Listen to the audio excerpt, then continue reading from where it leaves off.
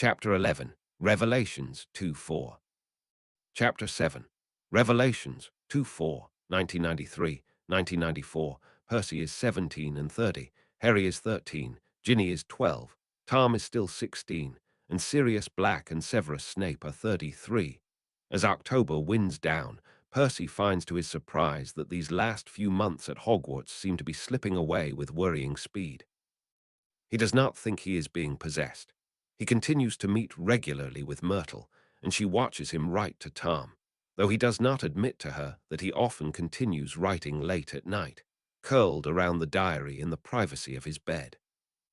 He does not feel guilty about the evasion. He set up enough monitoring charms to know that he does not leave the vicinity of his 4 posters, and Myrtle, for all of her intelligence, is often uncomfortable with the lines that Percy must deliberately cross to keep Tom engaged. Therefore, he has to conclude that time seems to be accelerating merely due to his own inability to keep it in his grasp. Even without his head boy duties, 7th year is exceedingly busy, least of all because Percy has decided to receive all outstandings, and Landon has taken that as a personal affront. Second in your year is nothing to be ashamed of, Percy tells Landon more than once, who always rolls his eyes. Given that Percy came 3rd in his year the first time, beaten both by Landon and a fiendishly determined Slytherin witch, Percy feels qualified to reassure Landon with equanimity. Landon seems to find this condescending, regardless of the tone Percy uses, which makes Percy at times annoyed. On this particular occasion, the boys are in the Ravenclaw common room, proofreading each other's 7th year project proposals under the eagle eye of Rowena Ravenclaw. Landon has decided to write his for charms, whereas Percy has chosen arithmancy and ancient runes. If you weren't already such a bloody swat, doing your final in 2 simultaneous subjects would undoubtedly qualify you, Landon informs Percy snidely, though the twist of his lips is more playful than rude, so Percy does not take offense. Landon has been prickly lately, though Percy privately doesn't know what Landon has to be so stressed about, given that even if he weren't coming 2nd in his year, Tobias Greengrass undoubtedly would have some idea of how to remedy the situation and find some way for Landon to secure gainful employment. Percy shrugs airily. We cannot all excel in such erudite, complicated subjects, I suppose. He tosses back lightly, already on the 4th scroll of Landon's. Some of us have to rely on charms. Sonali laughs and threads her foot around Landon's calf when he looks up, fake outraged. Percy has been disguising his reluctance to take tutelage with Flitwick, whose eyes always seem to track Percy a little too closely, as a general disdain for the frivolousness of charms, which never fails to rile up Landon. Landon deflates instantly and beams at Sonali instead. Percy rolls his eyes, though without heat. He supposes Sonali is as good as a partner as any for Landon. The Agarwal family is old and respected and typically neutral in wizarding wars, and Sonali is certainly sharp and patient enough to put up with Landon. Your proposal is rather interesting, Sonali says to Percy. I don't know any light rituals, but you're right. There's no reason they ought to be less powerful than the average dark ritual. Percy nods. He figures that creating his own light ritual cannot possibly be misconstrued as a dangerous interest, and it is rather interesting. He hasn't mentioned it to Tom, whom he imagines would have a different idea as to what would merit a good 7th year project. Perhaps you ought to consider light and dark magic, Sonali tells Landon. Landon frowns thoughtfully and scrabbles a note in the margin of his parchment. I don't think we really consider whether a charm is light or dark, he says doubtfully. I'm not sure there is a meaningful distinction. Isn't it all just political? No, says Percy with some authority. He repeats what Snape had told him, that dark magic relies on strength and light magic on self-awareness. Even though Snape hates your guts these days, you're still his favorite student, says Landon, shaking his head. I can't even imagine asking him for help on my potion, let alone to discuss the distinction between dark and light magic. Why does he hate you these days? Sonali asks, interested. Percy shrugs his shoulders and tries not to glower too blackly. He's decided I am too mediocre for him to continue to waste time on, I suppose. That's idiotic, Landon says loyally. Even though I'm going to beat you on your newts, you're the biggest swat Hogwarts has ever seen. He'd be a fool not to teach you. Percy waves this aside. You better fix your proposal if you want a shot even at second, he says instead. It's riddled with logical fallacies and leaps of inference. Sonali grins and nudges Landon, much like the study of charms. Leaps of inference, repeats Landon in a huff, reaching over Sonali to grab the bundle of parchment from Percy. You wouldn't know a logical proof if it danced in front of you wearing the sorting hat. Gryffindors, you know, all bite, no substance. Begone, intruder, I have no further need of you. Percy grins and stands, gathering his own parchment and neatly rolling it together. Have you need of lunch, or are you planning on finding an exception to Gamp's law in addition to creating a permanent charm? That will be my next foray, of course, after I've become a well-renowned unspeakable, Landon says loftily. But you made a good point, Sonali. Maybe a dark charm, powered by strength, would be permanent. Certainly worth looking into, I'd say. Sonali winks at Percy and slips her hand into Landon's as they make their way to lunch. Percy had earlier scheduled this time to speak with Tom, but he figures that an hour delay can't hurt, and if they continue working on their proposals, he can mark the time down as productive, so there's no reason to feel guilty. Tom looks incredibly focused while casting the Patronus. He likely chose to show this memory to intimidate Percy, to insult him, but the hard set of his face, the way his fingers clench around his wand, the translucent quality of the mist shaping into a large python all serve to inform Percy that this is not a spell that comes easily to Tom. It's in striking contrast to Tom's easy, feline elegance when he's demonstrating to Percy the darker spells that he knows. Tom can cast an imperious wandlessly and non-verbally. He can, with a lazy wave of his wand, send a controlled lick of fire to dance perilously close to Not's ears. He can disembowel a mouse with a single precise spell. But the Patronus, it seems to challenge him like it does Percy. Easy as that, Tom's voice echoes in his head. Is there any magic you can't do? Percy huffs back uncharitably. Tom is half his age. He shouldn't be able to cast circles around Percy. Tom chuckles. Not yet. I don't believe that. Percy watches the silvery serpent wind its way across the room. On Memory Tom's face, there's something like delight. There's got to be some magic that bewilders even you, Tom, the lightest magic, or the darkest. The Patronus is one of the lightest, wouldn't you say? Then the darkest magic, Percy says.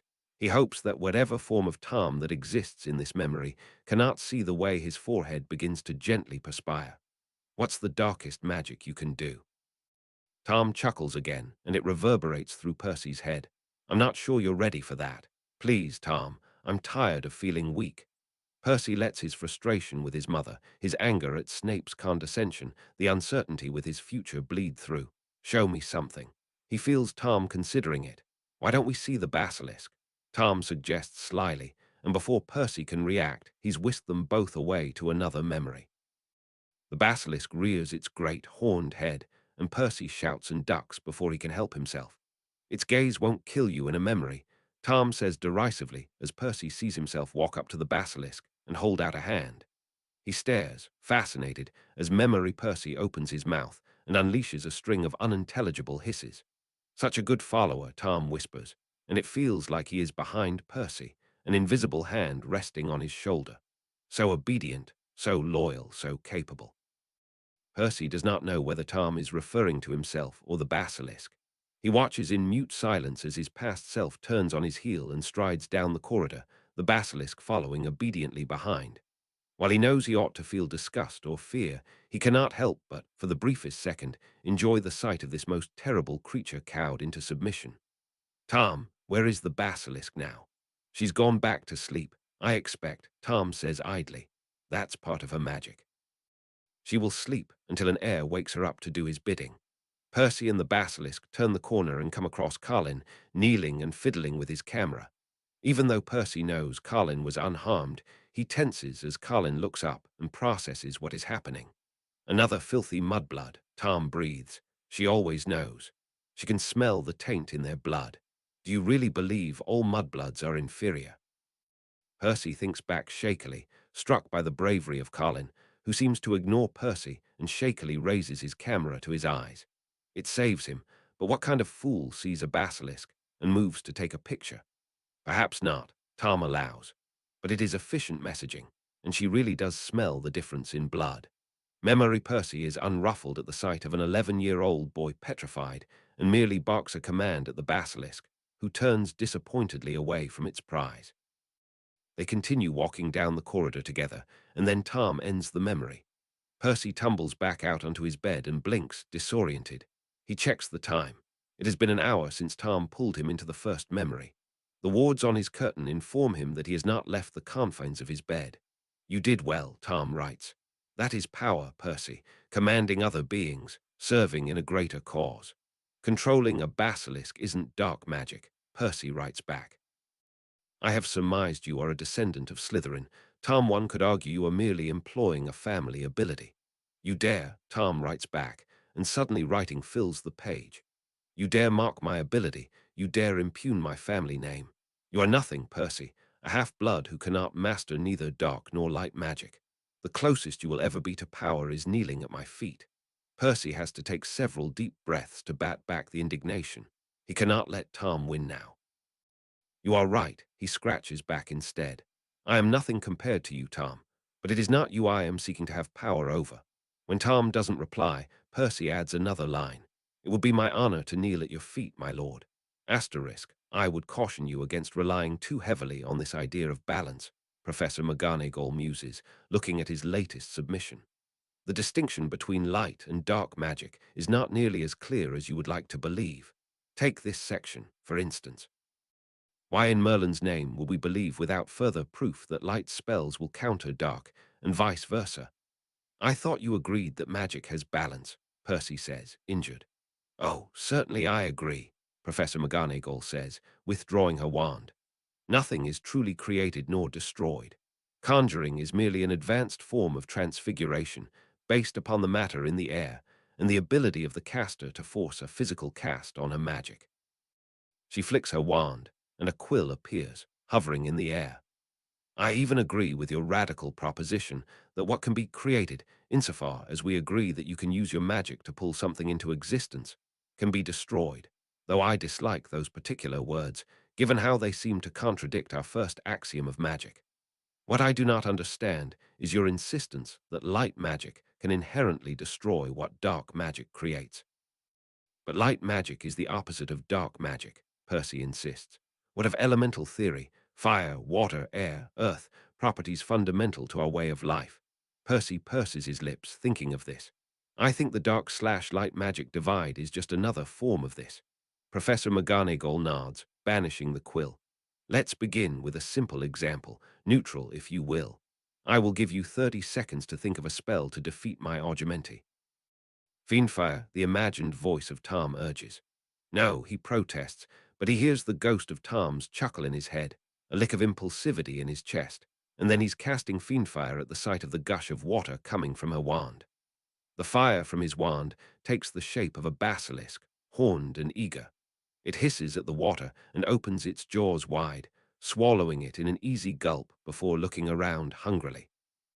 Sweat beads on his shoulders, and the magic that lays dormant along his arms sparks to life. The basilisk rears its head, Percy's magic flowing up its fiery scales and adorning its crown.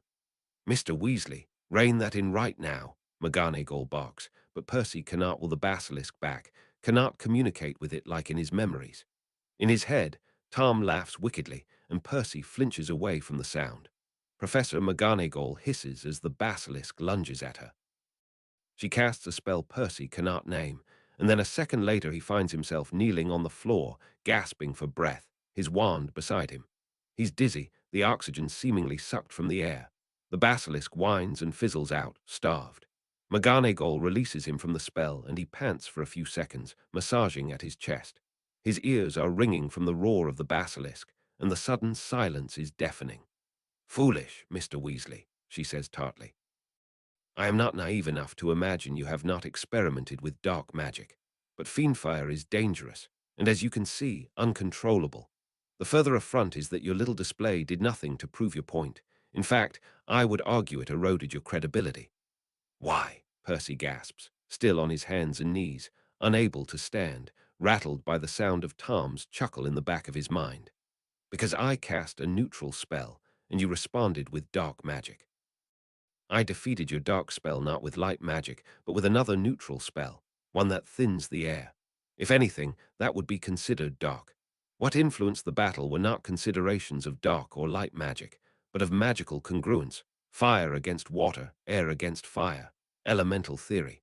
So if you had a dangerous dark object, Percy says, his mind whirring despite the continued wheeze in his chest, he pushes himself to his feet with difficulty. Let's say something created with the darkest ritual, I dunno, with blood or death or something. You wouldn't go with the lightest ritual to defeat it. Professor McGonagall does not react to his odd line of questioning. She is used to his hypotheticals by now. No, she shakes her head. I would consider what gave that object power. Is it the ritual used to create it? The perversion of human life, for instance? Is it the object itself, the magical properties therein? And then you may use your theory of congruence to consider what may limit that power. Percy picks up his wand from where it rolled on the floor and looks at it consideringly. Perhaps his initial idea to burn the diary into ash was a good one. Asterisk Halloween seems to come early this year, though of course in modern calendars the date does not strictly change. Still, Percy feels like he has just blinked, and it is already the end of October, chilly and dark. Myrtle informs him that after last year's debacle, the ghosts are having a closed Death Day feast. It does not matter. If all goes according to last year's timeline, Sirius Black will make an attempt on the school, so he has no intention of letting Ron and the rest out of his sight. After a moment's hesitation, he motions Ginny over as well, and then even hails Fred and George. He wants them all where he can see them. George slides in next to Percy and cheerfully offers him a candy. Happy Halloween, Percy. I will give you 1 galleon a year if you never give me any of your products, Percy says, rolling his eyes and digging in his pockets. Ron scowls. Rich now, are we? Fred leans over and takes the galleon. You're safe until January 1st, he says, and taps the coin against Percy's glass. Cheers, mate. Percy considers protesting, and then decides not to engage with the twins. He has enough money now that he can afford to pay an inflated price to his brothers. He will view it as an investment in their business. Why do you have money now? Ron continues doggedly, reaching around Fred for the plate of chicken. Percy pushes the steamed broccoli in his direction. When Ron ignores it, Percy takes the opportunity to ladle a few stems on his brother's plate before repeating the action with Ginny's. We all get the same pocket money, as meager as it is, Percy says evenly. I choose to save it instead of blowing it on Hogsmeade candy. How was the trip, anyway? Harry, Hermione, was it your first time to the village? Harry pokes moodily at his wild rice. I didn't go. My uncle didn't sign the permission slip. Fred and George exchange a glance. Now, Harrikins, you cannot let that stop you, George says, leaning around Percy to give Harry a friendly punch to his forearm. Fred nods sagely. We can show you how to sneak out. It's easy for such veritable pranksters as myself and Fred here. Why didn't you show me the passageways? Ron demands. Are they safe? Hermione is close on his heels. George laughs and returns to his plate. Ron, does your guardian prevent you from attending Hogsmeade? I think not. And my dear Hermione, I assure you the passageways themselves are perfectly safe. Fred takes up the thread. What the mischief maker may do with the passageways is their own purview. Well, bollocks, Percy needs to give Harry the map. He has the original in his bag. He's been meaning to hand it over, but hasn't found the right time. He'll give Harry the map later, though, when there is less of an audience. It happens like Percy remembers. A piercing shriek, a cry from the surrounding portraits, a confused mass of teenagers. Except it is Henry that leads the way to the front of the crowd, who clears the way for the headmaster. Henry is head boy this year, the badge gleaming gold on his chest, and Percy cannot help but resent it despite himself. The Weasleys and their carry-ons gather near Percy in the great hall, uncharacteristically quiet. Harry, Ron, and Hermione keep shooting each other urgent glances as George and Percy try to comfort a sniffling Ginny. How do you think he got in then? Fred says, his eyes alight. Got to be one of the passageways. You really ought to tell the headmaster about those, Hermione says disapprovingly. They're not safe. Fred shrugs one shoulder. Dumbledore must know about them. I saw him emerging from behind the statue of the one-eyed witch once. I imagine he's guarding them. So then how would Sirius Black get in? Hermione persists, narrowing her eyes. The only logical explanation in that case would be that the headmaster wants to allow Black to break in. Maybe he's hoping to catch him, Ron says. He nudges Harry. Enjoy being the bait, do you? Harry looks up, his eyebrows furrowed. Why would I be the bait, aside from, my entire life? Even Percy has to grin at this, though he is mildly confused. Does Harry not know about Sirius Black? It is not a particularly well-kept secret that Black allegedly betrayed the Potters. Most of the purebloods at Hogwarts would know. Harry should know. He ought to know. Percy wars with himself over whether to tell Harry, but he eventually decides against it. Presumably, Harry learns the story at some convenient time for him. Instead, he decides to pursue a course he has been contemplating for a while. Harry, I couldn't help but notice you are not taking any extra classes, he says delicately. Bet you could, Fred whispers to George. Percy soldiers on. It would be remiss of me not to encourage it, he says. Perhaps this is changing the timeline, but he hates the idea of skinny and short Harry Potter, 13 without any magical abilities to his name, confronting the Dark Lord alone. Tom would eat him alive. Not everyone is a swot, Percy, Ron groans. Could you give it a rest? Oh, I'm sorry, Percy snaps back. Did you think that Harry Potter, savior of the wizarding world, would not benefit from extra lessons? Do you think his enemies will battle him with third-year spells? It's a good point, actually, Hermione says thoughtfully. And the extra lessons are rather interesting.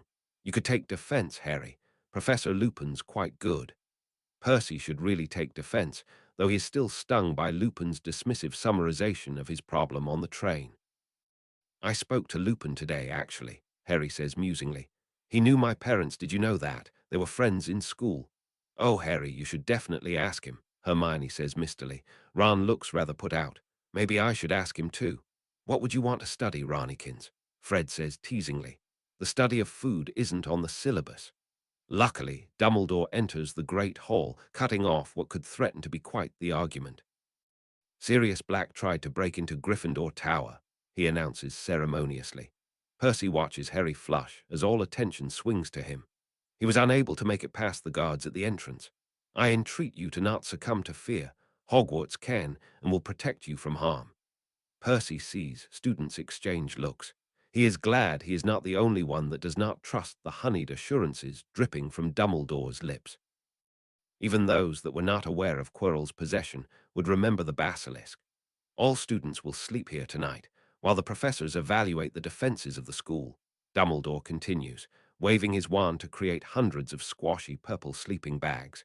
Percy takes his with the same lack of enthusiasm as he did previously, though he has to admit that he is impressed with Dumbledore's casual display of magical ability.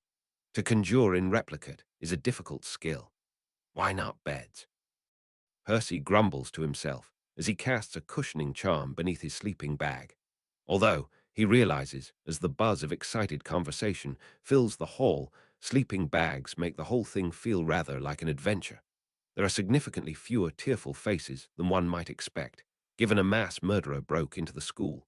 He settles his siblings into lines, and then lays on his side and watches Snape glower at Lupin. Not for the first time, he longs to know the story behind that enmity. Did Lupin let in Sirius Black? Percy feels as though the odds are fairly high.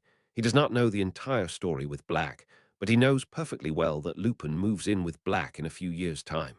If he were Black, and if he had friends, the first thing he would do upon his mistake is down a vial of Veritaserum and reveal himself to said friends. Snape catches Percy watching and raises a mocking eyebrow. Frowning, Percy turns away. November 1993, the next morning, on the way out of the Great Hall, Percy pulls Harry aside. Ron and Hermione, swept up in an argument with George, do not notice, though Ginny gives them both a curious glance. Harry, I wanted to give you something, Percy says, feeling his palms grow sweaty.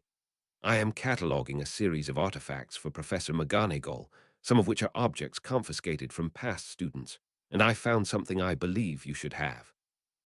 Harry looks curiously as Percy pulls out the Marauder's map. This was your father's, he says, and watches Harry's eyes soften and grow wide with longing. He hands it over, and Harry holds it reverently. No matter that it looks like a dirty piece of parchment, Harry looks like Percy handed him his parents' marriage records.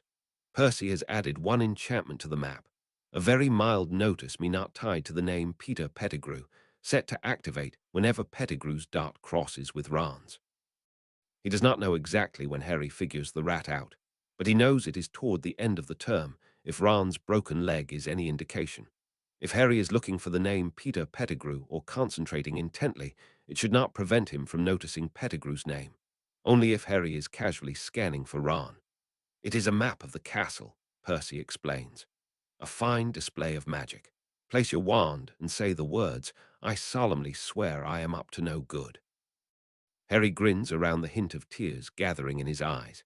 I solemnly swear I am up to no good. Hogwarts materializes, a twist of inky lines branching from the middle. At first glance, it is not immediately obvious that the jumble of boxes represent the rooms of the castle, but Harry has years now to figure it out. Percy points out their dots next to the Great Hall. It shows everyone in Hogwarts. Your father broke into the headmaster's office to place a spell on the registrar. He was a criminal. There is something in Harry's voice, a hard note on the word criminal that hints at some association with the word that Percy does not care to know. No, no, Percy says hastily. A prankster like Fred and George. Here, say mischief managed like that, yes, and now place your wand on the parchment and try to say something else. Harry frowns but obediently clears the map. What should I say? Try Revelio, Percy suggests. Messrs. Mooney, Wormtail, Padfoot and Prongs would like to inquire as to why a boy with such horrendously messy hair would dare speak to the marauders, men of unparalleled class and taste. Harry blinks at it for a second before a wide grin crosses his face. Brilliant, he breathes. It can see me. Not quite, Percy says. It's a very complicated layering of spells. Your wand passes the map an imprint of you, let's say. You'll notice after a while the insults are structurally similar. The magic fills in small details, like insulting your hair or my freckles. Percy had considered for a while that the map was something less benign than enchanted parchment. When Percy had first been unraveling its secrets, he'd at times thought Horcrux. The Marauder's map is honestly one of the most brilliant things he's ever seen. No wonder Professor McGonagall still speaks fondly of James. He wonders why James' magical aptitude didn't pass down to his son, perhaps Harry's upbringing in the Muggle world. You should talk to Professor McGonagall sometime, Percy recommends. She told me that she wanted to offer your father an apprenticeship. Don't mention the map, though. Strictly speaking, I wasn't meant to, abscond with it. Thanks, Percy, Harry says seriously. He pauses and then says in a rush, you should talk to Ron. His feelings are just hurt. He doesn't really hate you. Oh, I know, Percy says, taken aback. Ron takes things very personally, but thank you, Harry, I will. Harry mutters something around his crimson cheeks and flees. Percy is feeling rather warm, and his brothers don't think he can be nice. The fat lady, it's a title, not an insult, she corrects Percy when he hesitates on how to address her, flatly refuses to return to her portrait, rent and flayed by Sirius Black's own hands. She refuses to even look at it, preferring instead to flit around the other portraits, dramatically retelling the story of the break-in and generally causing a bit of a nuisance. More than once, one of Percy's classes is interrupted by her dulcet tones or loud laugh, and more than once, Percy watches the original of the occupant quite rudely push her out. It isn't that the fat lady is particularly unlikable, he learns when he asks his house ghost, but rather that portraits are rather possessive of their frames and do not welcome long-term visitors. It answers a question Percy had wondered back in the days when he'd been studying portraiture with more intensity. Given that many of the portraits have hung on Hogwarts walls for hundreds of years, Percy would think they would get bored with their small frame and frequently reside elsewhere, if only for the novelty.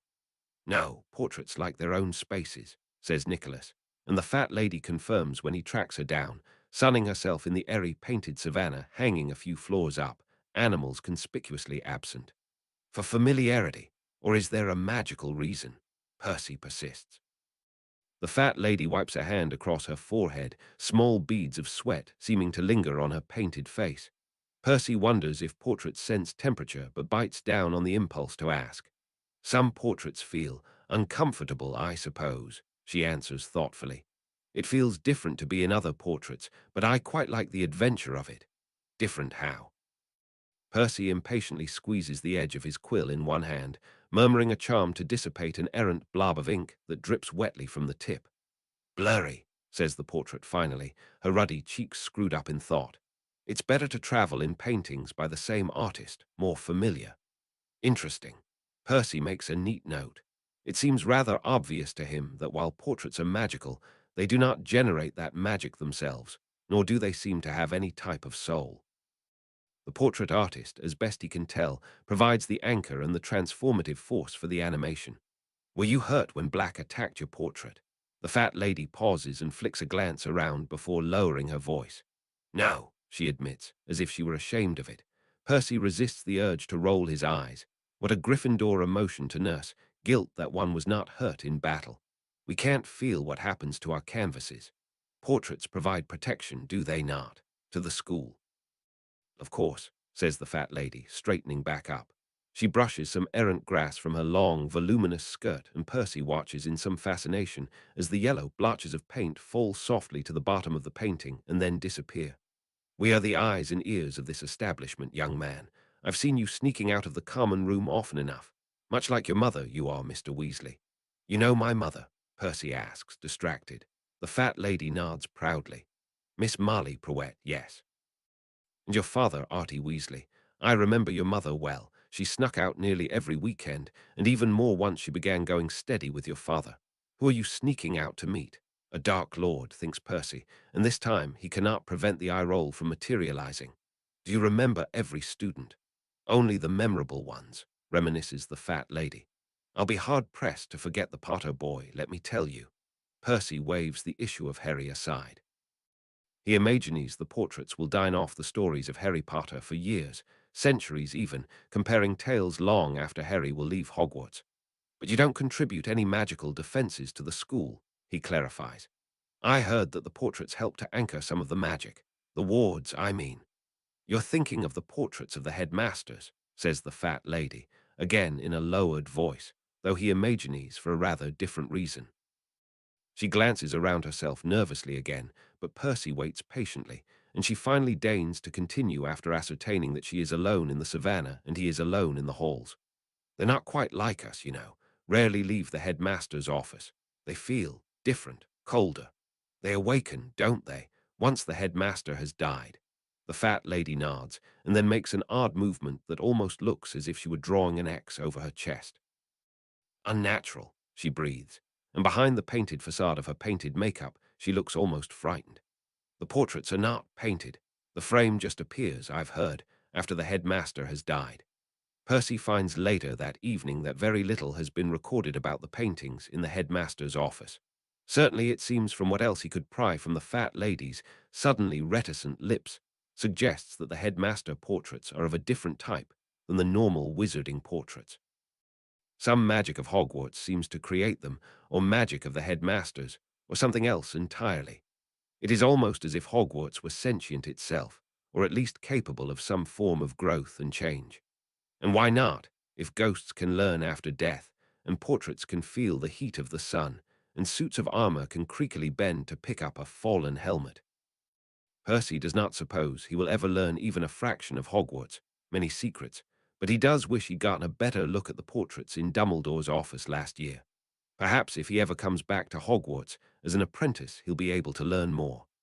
Asterisk, tell me more about Voldemort, Tom says unexpectedly over the weekend. Percy stares, panicked, and reflexively checks to make sure his bed hangings are still drawn. He and Tom had merely been chatting idly about the brisk fall weather. Percy had been wondering how to introduce the topic of Myrtle without making Tom suspicious. This query immediately puts him on edge. What do you mean? In the chamber last year, you said that you knew of Voldemort, and you suspected he may be me. He is, isn't he? He's a form of me, I suppose. One may say you are a form of him. Percy feels a chill emanating from the book and shivers. He dips his quill in ink and continues hastily, though seeing as you are his origin, perhaps the opposite is true. Percy holds his breath, but Tom only replies curtly, how did he die? What to tell him? Should Percy say that the Dark Lord returned? That he may be out there now? Why does Tom care? What does he want to hear? A suspicion begins to form in the corner of Percy's brain. He tried to kill an infant, Percy writes. Harry Potter.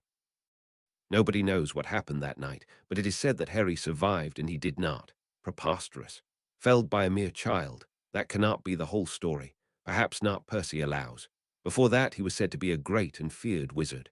Tom's answer is hasty, almost eager. What did he do? What feats of magic were his renown? Percy thinks about it, but he eventually has to admit, honestly, I am not sure. He murdered quite a lot of people. Mudbloods, some. Muggles, too. Light wizards, political enemies. It was a reign of terror. But did he consolidate power, pass any laws, invent new spells, or absorb powerful magic? This is a question Percy realizes with a jolt that most definitely came from a 16-year-old, and his previous thought crystallizes into a plan. Not really, Number Percy writes back neatly. He never took over the ministry. He had a band of pureblood followers, but I do not think they achieved anything lasting. I heard he was crazy, unstable. Unstable how? Erratic by the end. As if you were not all there. I've studied him, you know. That's how I knew you were he. It was said that right after school he disappeared. I believe you went somewhere to study ancient magic, to become unparalleled and unmatched. It would be a lie to say I have not considered it. Percy can almost hear Tom's dry chuckle in his ear. He continues, he started accumulating power. The Knights of Walpurgis, Abraxas, Damien. Your followers remained loyal. But then things began to change, I believe. I've heard whispers of a terrible ritual, something so dark nobody will dare confirm. He disappeared again, and when he emerged, he was not the same. Percy thinks of what Voldemort looked like at the end, and helpfully continues, reptilian features. He had no nose, no lips, perhaps some kind of ritual involving a snake. You lie. Percy gasps, feeling a force of entry into his mind, not unlike legilimency. He quickly dives for the slim novel that represents his post-war memories in his mind, and forces himself to remember reading Dennis Creevy's book, flipping through the photos that Colin had taken, and some accumulated from other wizarding photographers. He pulls up one chilling photograph of Voldemort that some intrepid photographer had captured while the wizard was stalking the halls, his long fingers wrapped around his wand, his red eyes flashing. Through the mental connection Tom forged, Percy feels his acute disgust, his disappointment. It is as he suspected. Tom, at 16, fresh off his first murder, expects great things of his future self. The picture Percy is striving to paint is anything but a dark ritual. Percy hears the thin line of panic in Tom's voice, still echoing in his head. I learned very little, Percy admits. He takes a breath. There was the word Horcrux, but I could not discern what that is. Tom withdraws from Percy's head nearly with more force than he entered it. Percy blinks and downs one of the headache drafts he keeps on him at all times, barely reacting to the cloyingly sweet mint taste. What is a Horcrux, Tom? He holds his breath. This is a moment where Tom proves that he trusts him, that Percy learns that he is right about his theory. Tom wants to be powerful. He does not want to return only to compete with a dark lord gone mad. He wishes to be his own master. It is a way of achieving immortality, Tom writes. Percy exhales in a gust. He's going to win this war. This diary is a Horcrux. Why do you say that? Tom, this makes you immortal. Tom's dry chuckle plays inside Percy's head. In a way, he concedes. But I am more than a memory, Percy. What are you? I am his soul, Tom reveals, and Percy has to blink away a sudden onslaught of odd tears. Tom, the story comes out, pouring out, as if Tom has been waiting for years to tell somebody. Which Percy muses he probably has. I killed someone. A girl, a student. I use her death to power a ritual meant to guard my soul. If I were to ever die, the diary would be awakened. I would be able to return. So had Voldemort's initial death been conclusive enough to awaken the Horcrux? Were all the Horcruxes awakened? Was the diary sentient before Harry defeated the Dark Lord? Do the Horcruxes sense the destruction of each other? Or did the Horcruxes need to be interacted with to be awakened? Percy grabs a piece of parchment and begins scribbling down his thoughts and a transcript of this conversation before it fades. Tom continues, I will have to revise my initial calculations regarding the long-term stability of the dominant soul fragment. He writes crisply, I am already immortal. I will not waste my chance at absolute power on murdering fools and practicing rituals. The diary slams shut of its own accord, and Percy sits back, stunned, quill falling from his hands. If he can play this correctly, if he can turn Tom on Voldemort, he might be able to win the war before it begins. Myrtle loops around in excitement as they sit in the room of hidden things, exhausted from the latest bout of searching. though of course she primarily traced elaborate designs in the air while Percy slowly and methodically indexed each item. "Percy, this is our chance," she squeals, accidentally knocking over one of his carefully constructed piles.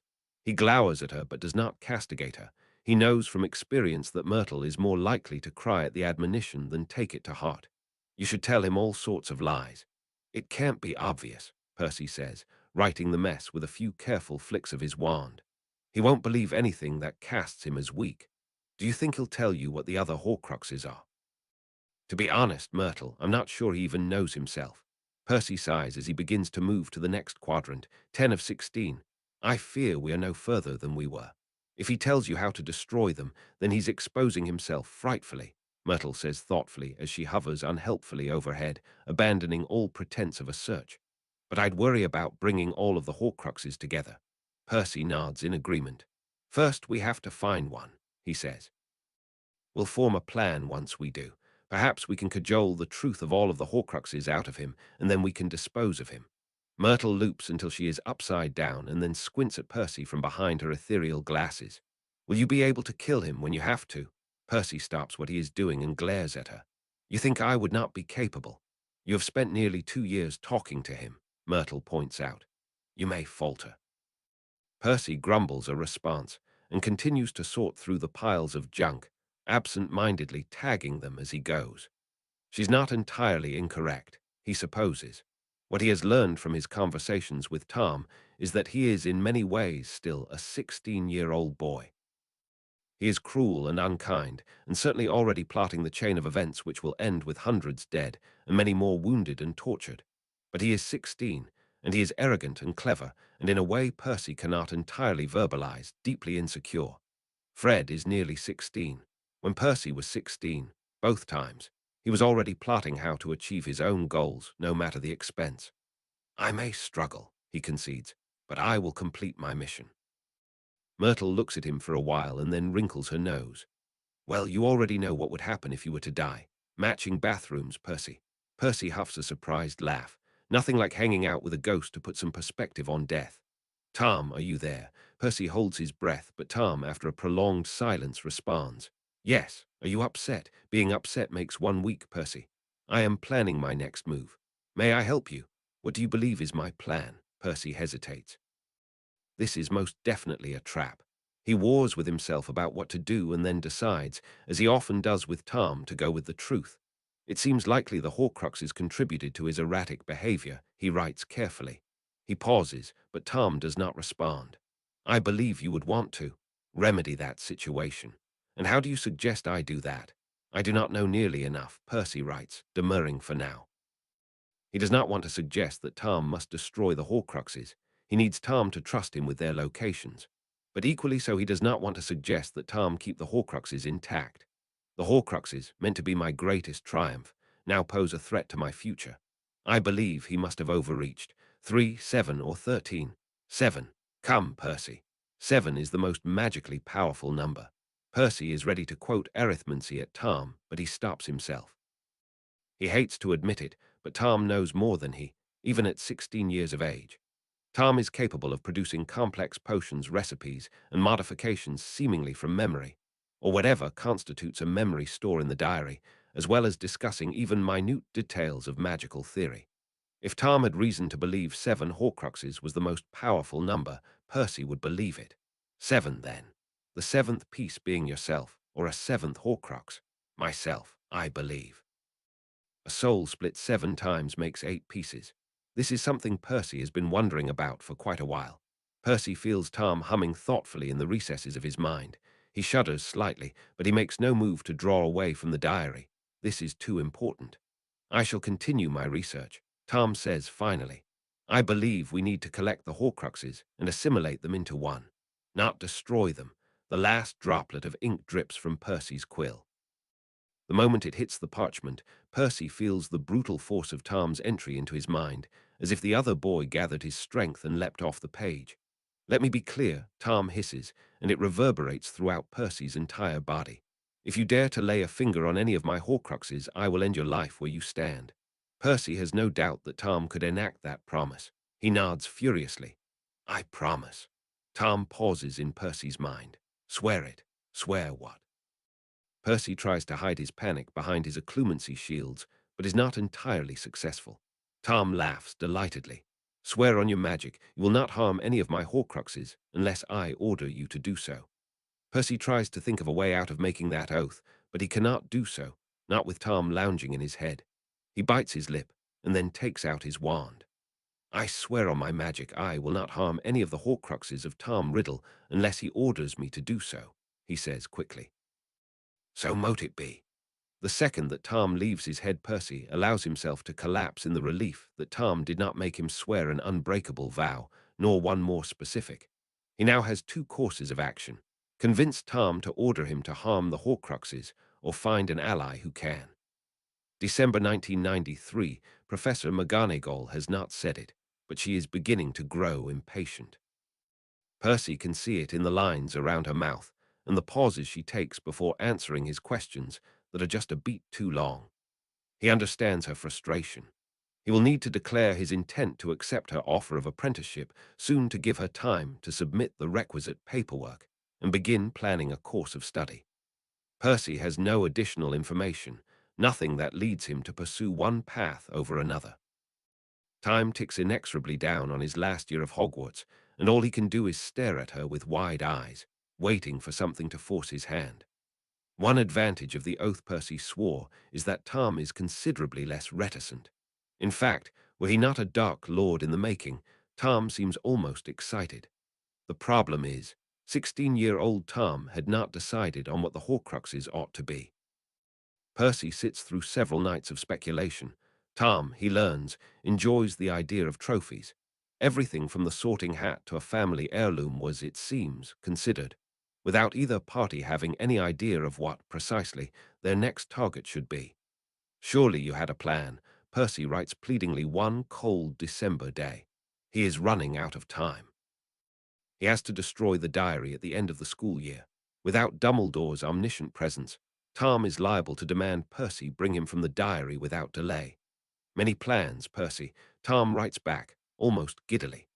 Percy exchanges a look with Myrtle, who is reading over his shoulder. He'd finally deign to let her participate in some of the more sensitive sessions he has with Tom, largely out of desperation. That, and Myrtle's endless nagging, is enough to wear any man down. Widens her eyes at him. Hogwarts, she hisses meaningfully. Myrtle believes Tom would have hidden one of the Horcruxes in Hogwarts. Percy tends to agree, but he's been hesitating over bringing up that point, fearful that Tom may try and possess him to get to it. Is there no way to sense them? Percy writes delicately instead. Percy's neck prickles as Tom lets out a musing breath. He ignores it with practice. Much like Myrtle's chilling movements, Tom's slight susurrations in the air have become routine. Perhaps Tom allows a pause, and then, I will need your assistance. Percy looks to Myrtle in some alarm. I'll follow, she says instantly. I can get help. This is folly, Percy hisses, shaking his head. This may be our best chance, Myrtle responds with heat, no trace of the wilting, weepy ghost she had been merely 6 years prior. Percy, you've barely 8 months remaining. We need this. Percy worries his lip. Go to Snape, he says, firming his grip on his quill. He had thought about this ages ago and decided, reluctantly, that between Snape and McGonagall, he would have better odds of success with Snape. McGonagall, for all her admirable qualities, is second in command to Dumbledore and therefore cannot be trusted. Only if it is necessary. Myrtle nods solemnly. Percy takes a second and constructs his occlumency shields. He pushes downward on the bookshelves in his mind until they fade away into the restricted section of his mental library, sealed by the mental equivalent of his blood. Thus prepared, Percy bends over the diary. There is probably one in Hogwarts, wouldn't you say? Let's go get it then. All of Tom's entries into Percy's head have been different. Some knock his head back and coax blood from his nose with their force. Others feel like sly, creeping fingers massaging the back of his temples. This time, Percy barely notices Tom until he speaks, his smooth voice appearing in the back of Percy's head. A bathroom, Percy. Myrtle, thankfully, had the sense to disappear. Percy allows his mind to slide over his relief, not wanting to linger on it in case Tom picks up on the motion. Privacy is difficult to find in this castle. Percy thinks back. Tom chuckles appreciatively, and then Percy finds himself standing and moving toward the door. This is actually the first time Tom has possessed him and allowed him to retain the memory of it. Percy cannot shake the feeling that his limbs no longer belong to him. He raises his hand just to prove that he can, and Tom laughs once again, high and wild. "You are still you," he says, amused. "But I'm also you." Percy and Tom make their way out of Moaning Myrtle's bathroom. If Tom notices that Percy was writing to him near the entrance of the Chamber of Secrets, he makes no comment.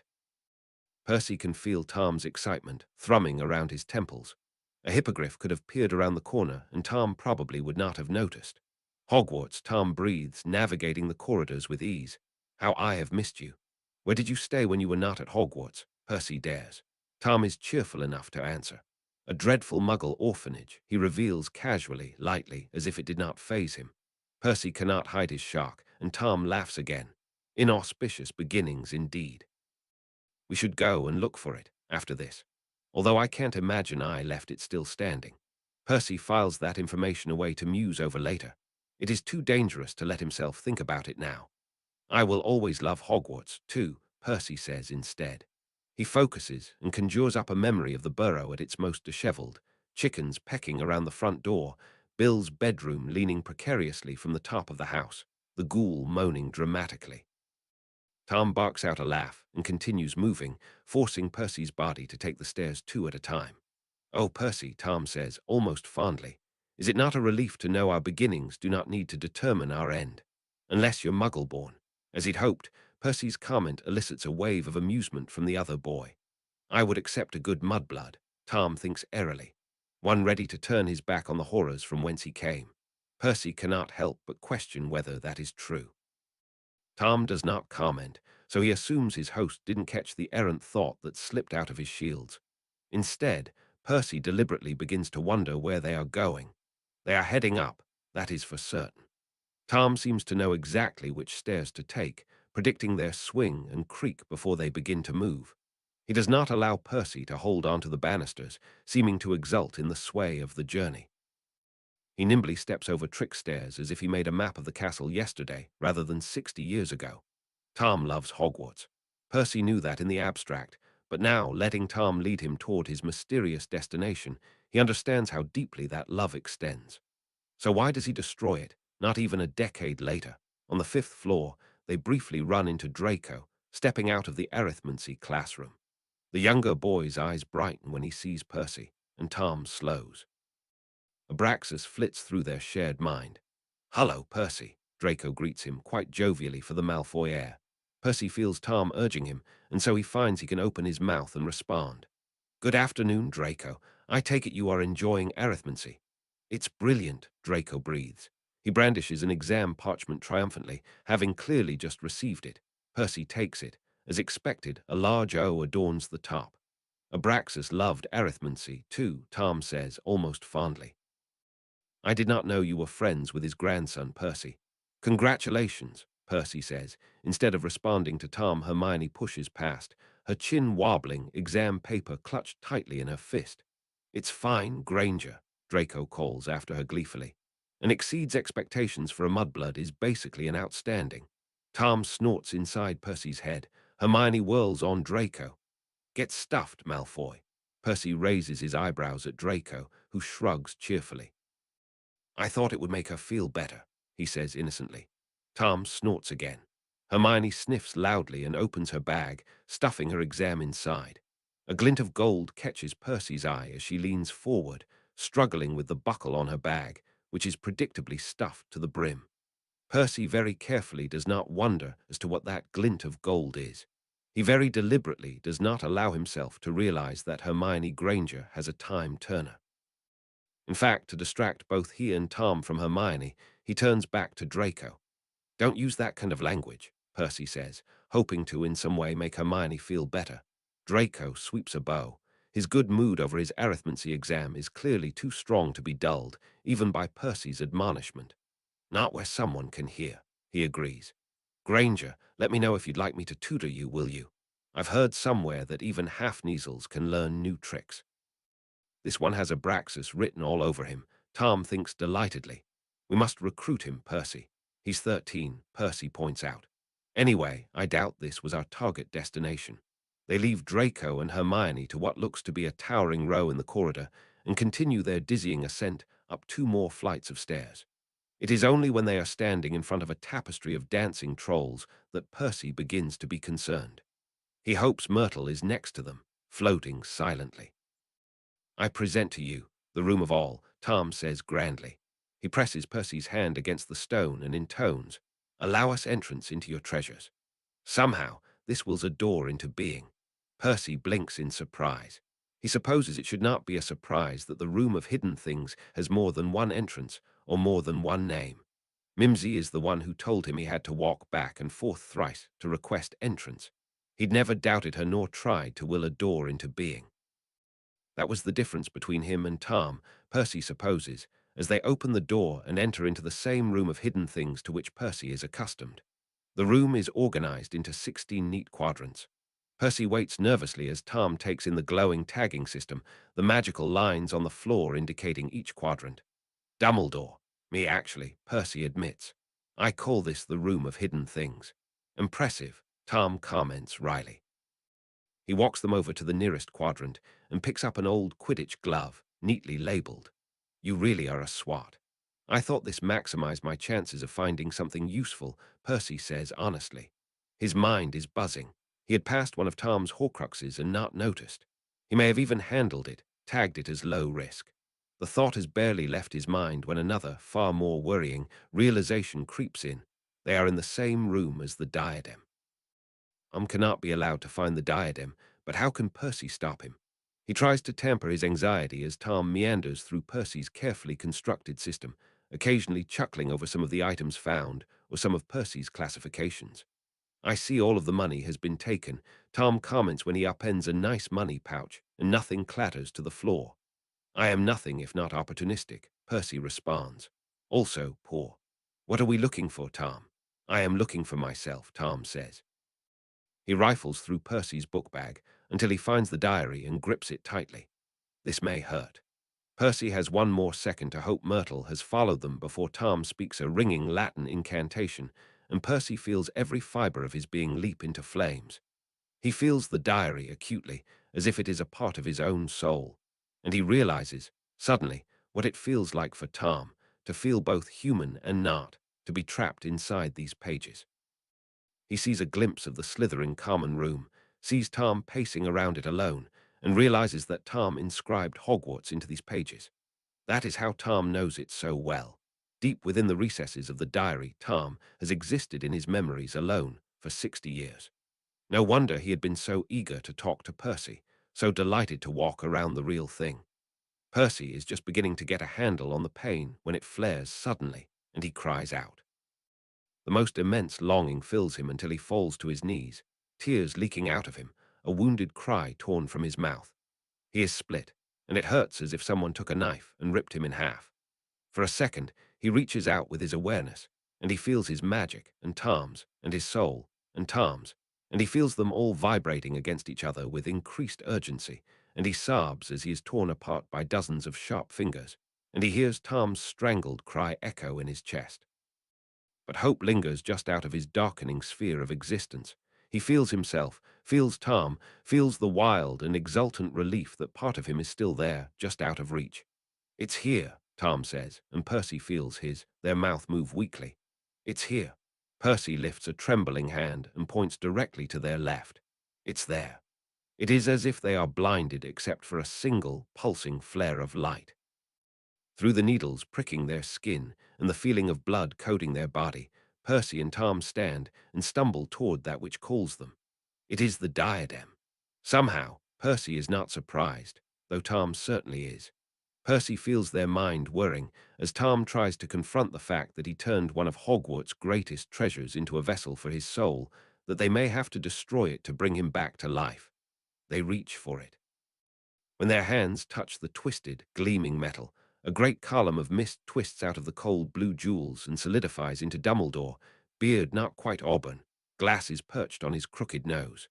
The twinkle in his eyes is blinding, and Percy feels their eyes water from the strain as Tom forces them to hold their head high. A disappointment. Dumbledore whispers harshly, looking at Percy Tom as if they are merely dirt solidified into being. Percy feels Tom's pulse of rage meld with his own, feels their hand rising, their wand pointed at Dumbledore's heart. Not real, Percy whispers with the last vestiges of his strength. Tom cannot hear him. His anger has consumed Percy's, and Percy feels the freezing hot burn of Tom's hatred swell inside of him. I am more than you will ever be, Tom shouts, and Percy feels himself say it alongside Tom, unwilling and yet, in some way he cannot verbalize, exultant. His mind is buzzing, his magic sparking and warring with Tom's, whose magic slides and skates icily over Percy's skin. Dumbledore laughs mockingly. You could not even last 70 years, my boy, he says patronizingly. You would have assumed more power had you not let your infantile plans guide you to destruction. An infant, Tom. That was all that was needed to destroy you. I will return, they say, and their voice is cold and determined. And you will be the first I kill. Dumbledore looks away, as if they are not even worth his attention. I know of magic you could only dream of, dear boy, but then again, you have always been arrogant, ever since you were a small boy bullying your peers. Something about this interaction is important. Percy tries to focus, but the pounding in his head is too loud, and he feels himself slipping sideways into unconsciousness. His magic slides and crests over Tom's, and Tom's twists and strangles his, and he feels his throat closing in panic. Leave us alone, Percy spits out, willing himself to stay awake. Dumbledore looks at Percy with pity. You are nothing, Percy Weasley, he says with kindness. It burns even more for it. Even Tom only uses you because you are convenient. You're just a footnote in this story, Percy. When it is all settled, nobody will know the part you played in it. Percy freezes. Could it be that this Horcrux version of Dumbledore knows, somehow, what he is planning? Does Tom? But no, he finds their mouth forming the words as Tom protests, swearing at Dumbledore. He feels their hand tighten around their wand, feels their magic build inside of them, feels the heat of fiendfire sear the soles of their feet. He drags his gaze up to see the searing gaze of the fiery basilisk as it rears its terrible head. Not the diadem, Percy gasps, his chest tightening against his vow. He cannot resist. He must resist. Tom is angry, so angry, that it nearly drowns Percy. He feels their magic swelling up inside, dark and furious and consuming, and he draws in his breath and holds it, as if he could deprive the basilisk of air. The basilisk turns and hisses at Percy and lunges at Dumbledore. Tom, please, begs Percy, and Tom laughs, the sound high and cruel and wild, echoing in the space between where Tom and Percy live together in their head. The basilisk roars and turns its great, terrible head to Percy. He wrenches their hand down under the blistering gaze of the basilisk, and they fall together into darkness. He awakens, and he is alone. The room is full of snow. He is flat on his back, and he stares up in confusion at the light flakes whirling and dancing from the ceiling. They twist their way toward him, and when they fall on his open mouth, he struggles to lick his lips. Ashes. Percy allows himself 1 full minute of despair, of anger, of sadness, of exhaustion before he forces himself to sit up. The entire room is in ashes. Everything that Percy spent the last 2 years organizing is gone, reduced to a charred, melting version of their former glory. The air is thick with ash and haze, and the ground is still warm. As Percy stares around him in horror, he realizes 3 things have been left intact. The first is Percy's wand. It lays beside him, and though it is a bit singed at the top, when he picks it up, a spark falls from the tip. The second is the diary. Percy picks it up, and it is warm to the touch but not destroyed. Percy manages to find his bag and digs for a quill, but all he has the energy to do is to write hello. No response. Tom may be injured or destroyed. Percy does not want to think about it. He does not know which he hopes for more. Instead, he stoops to pick up the last item that has escaped harm. The diadem. In contrast to the diary, the diadem is bitterly cold. He picks it up and winces in anticipation, but no smoke spills from the jewels. I believe the Horcrux may not be gone, says a voice. Percy turns slowly, feeling as though it is a dream. It is the Grey Lady, and her eyes are full of ghostly tears, shining diamonds that drip slowly down her face and fizzle out before they hit the floor. Is he gone? The Grey Lady does not spare a glance for the diary. She swoops down and extends a trembling hand, but it passes through the diadem. He tried to destroy his own soul, she says in wonder. Why is it unharmed? The grey lady meets Percy's eyes, and something like a smile appears on her translucent features. My mother knew more spells than he ever will, she says, and Percy nods slowly. Nothing feels real to him right now. He feels his head swim, and he rubs his eyes behind his glasses desperately. Is it over? Percy asks, and he does not even know what he is asking. The possession, his task, his secret. The grey lady surveys him. If you can destroy the Horcrux, I will owe you for your deed, she says formally. You will have my protection as long as I can provide it. These words slide over Percy and drop to the floor. Is it over? He asks again, furrowing his brow. The grey lady leans forward. Are you feeling unwell? He stares at her and then he crumples, and once again his vision fades to black. When he awakens, this time, he is facing one Severus Snape. He almost wishes he had not woken.